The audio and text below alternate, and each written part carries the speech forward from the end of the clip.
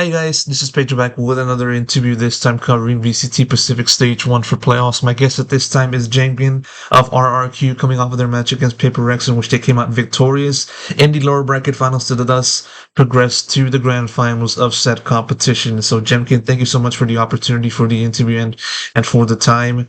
And obviously this is the continuation of a great run from your team, and to go all five maps and take Paper X to the absolute limit and defeat them. What was going through your mind? What were you feeling at that moment? After the first map, I think I was like telling teammate like we need to lock in. Like it's not how we play. It's not how we used to play. Also, like we cannot lose like that because it's like I would say embarrassing if you're gonna lose like all maps like that. So we locked in on the next map. Next map was split. It was like close game. I think we played first half better, but we choked a little bit in the second. But we won in the end, and then I don't know. I would say like we got a little bit lucky on Pedro again. There was like 0.03 diffuse on defense, but overall, I feel like the only map that we played like really good was Ascent. So like, to be honest, even on Pearl, we didn't really believe that like we were winning or like we were gonna win the town. Everyone said like nice try in that moment, but I don't know. I think I'm just very happy that we don't need to play qualifications for EWC. Oh yeah, for sure. I mean, in a lot of ways, the journey is difficult, but it's successful at the very least. If you guys were able to get it done at the very end, and I mean, this kind of is the same story that played out today in this series. I mean, you mentioned the point oh 0.03 diffuse. I mean, what was that like? Walk me through that situation. How crazy was that moment for the team and for that map? Uh, I don't remember what was the score. 8-11 I don't really remember the score, but in the moment when me and XL was clutching, I think crazy guy said that I need to stick to half because that's like the only chance. So I somehow I stick it to the half, and then also I kill the B main guy somehow, but and then it also kills the heaven guy after. I mean XL. So I think it was like the most crucial round because if you lose it, I don't remember like the economy or like the what was the round, but I think it's like it boosted our like mood. I would say so. Like we started playing better after that. Oh yeah, like it definitely played a pivotal role into how this map would play out, and also in a sense how this series would play out. And yeah, like I mean, and then like when you guys went over to Ascent, I had a quick talk with Crazy Guy, your teammate, about the series, and he mentioned about how he had that feeling like that this team was going to win after Icebox, and it's an interesting way to say that because like you guys finished off Icebox. You guys lost 13-3, and so obviously that kind of might have led to like a pretty low state of mentality. But I want to ask you just sort of like the transition from losing in Icebox and then moving on to Ascent, and also doing well in Ascent. What kind of made that switch happen in mindset for this team? Uh, from the beginning of stage one, we Ascent was a really good map. We had like some very good games on that map, especially in the group stage. So after we lost Icebox 13-3, I believe, we kind of talk like we got like we're not shooting a little bit again, but we know like Ascent is a really strong map. And we also know it's not the best Papex map, so we kind of like locked in and played the really good attack side. It was like 9-3, I believe, but and after that it was just like kind of easy because if you win 9 rounds on attack in Ascent, you almost win the game already. So like after the first half, I think everyone already believed that we are gonna win. Most definitely, and like one point was brought up in the press conference, which was done a few minutes before the start of this recording, and like how you played individually brilliant. Finishing with a total KD of 94-71. Tied with Forsaken for the most in between two teams in that series, and I believe one of your teammates jokingly said like, "Thank you for carrying us today, Jemkin." I want to ask you just sort of your individual, performance. Given that you kind of had to continue your good form in helping this team continue to win in this playoff run. How have you viewed your performance, and how important has that been to how this team has been able to achieve? I think I played very good today. I had like only bad icebox, but even the icebox, like I had a bad game, but we got like completely rolled, like certainly. So there's not many chances even to play. I would say, like we almost always equal or something like that. But also I would say I didn't shoot as good on icebox. I don't know why, to be honest. I think all four of the maps I played like really good. Even the fracture, even like so like, we lost like 13-2 on fracture. I like I thought like I'm shooting really good at the game, so like I just need to lock in, and next map I play duelist, so I can really bring us back after the first map.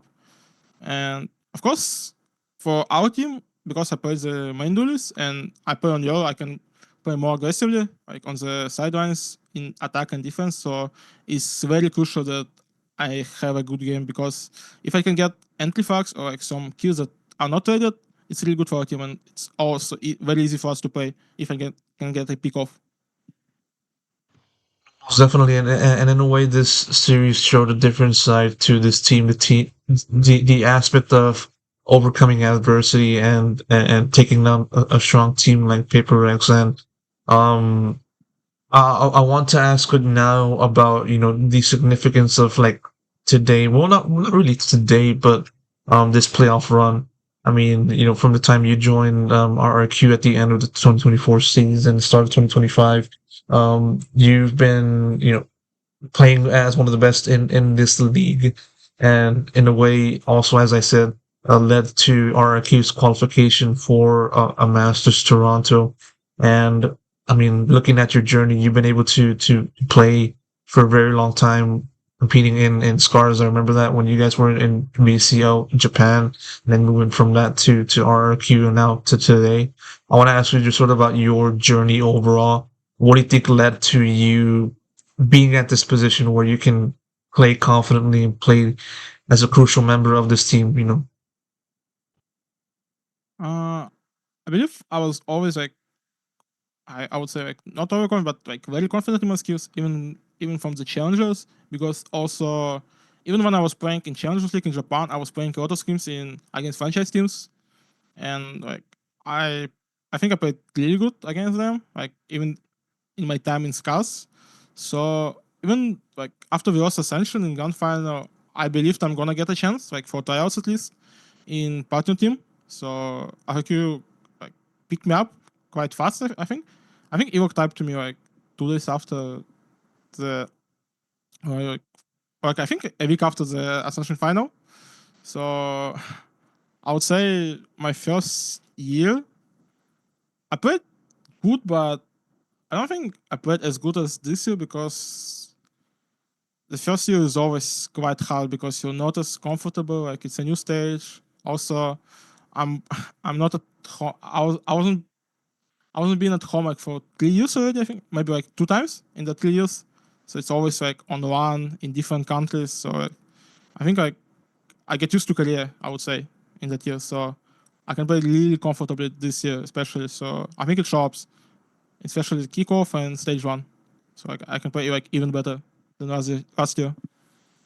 For sure, as you said, you were picked up in end of 2023 season. I said end of 2024. Apologies on that. So appreciate the correction on that. But yeah, like I want to now like ask you about like sort of like the confidence level, like with you guys finishing up today with a victory over Paper X, and now having to face off against once again GenG. The demons are still present. I want to ask you sort of like the challenge ahead, taking on GenG once again. And at this point, with this team facing GenG many times in playoffs, including, in this current run, do you feel like there's like a mental block or anything else relating to that when it comes to facing off against a team like GenG? I cannot say before that game. I mean, I cannot say now that we have mental block. I guess we'll see tomorrow if we lose again. Then I can confidently say like we have some like mental block against GenG. But it's also not like, I mean, even the last year at least we won one time, I think, last year against them. It was like in group stage, I believe. So there's a chance. It's not like we're always losing to them. So we just need to play good tomorrow, and we're gonna win, I believe. For sure. I But if mean, you lose, it's just a mind block. well, let's just hope that that doesn't happen tomorrow. So, one more question that I want to ask you. Um, well, not really a question, but more so just sort of like some words of advice to those people that are like looking to do the same as you are, competing in challengers and all that stuff. What do you feel is the most important thing that players can kind of focus on that can help them reach tier one and compete at a very high level of this game?